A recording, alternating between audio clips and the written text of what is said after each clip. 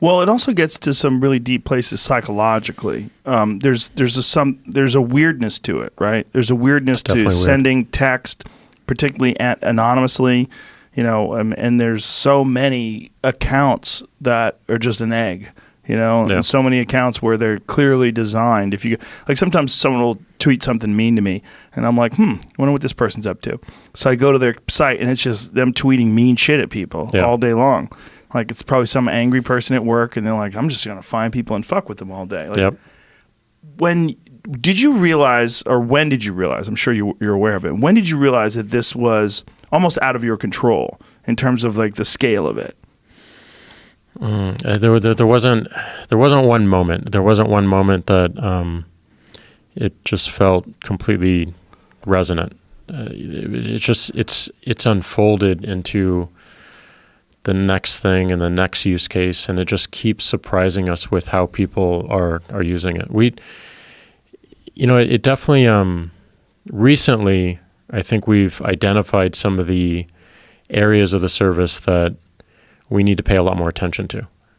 Twitter is unique in that it has two main spaces. One, which is your timeline, and those are the people that you follow.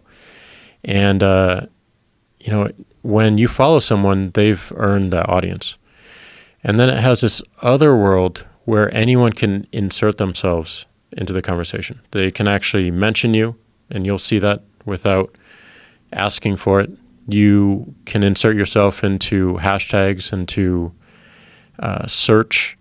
And these are areas that people have taken advantage of. And these are the areas that people have gamed our systems to, in some cases, artificially amplify, but also just to spread a lot of things that weren't possible with the velocity that they're not possible before.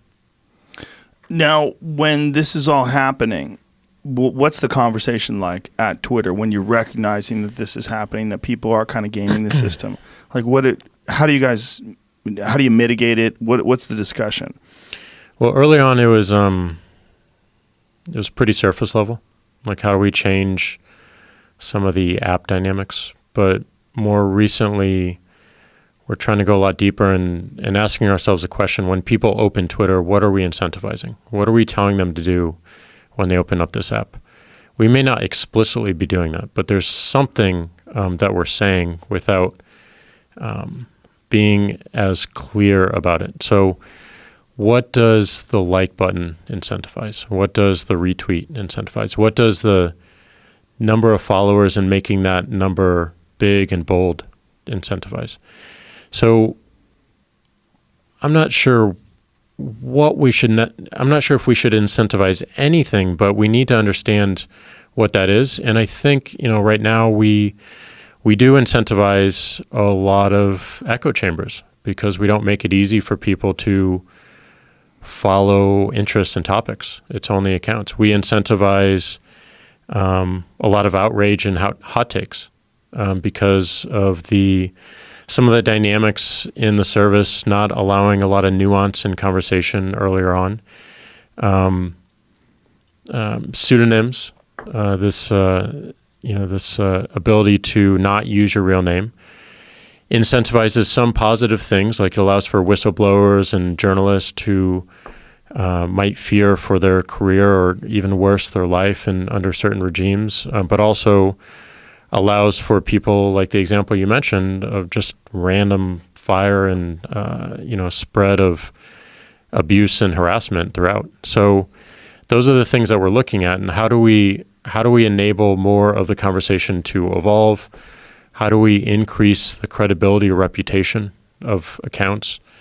How do we identify credible voices within a particular domain, not just through this very coarse grain blue verified badge, but if you're an expert in a particular topic, how do we recognize that in real time and show that so that we can provide more context to who you're talking to? And if you want to engage in a deeper conversation, or just ignore, mute, or block them.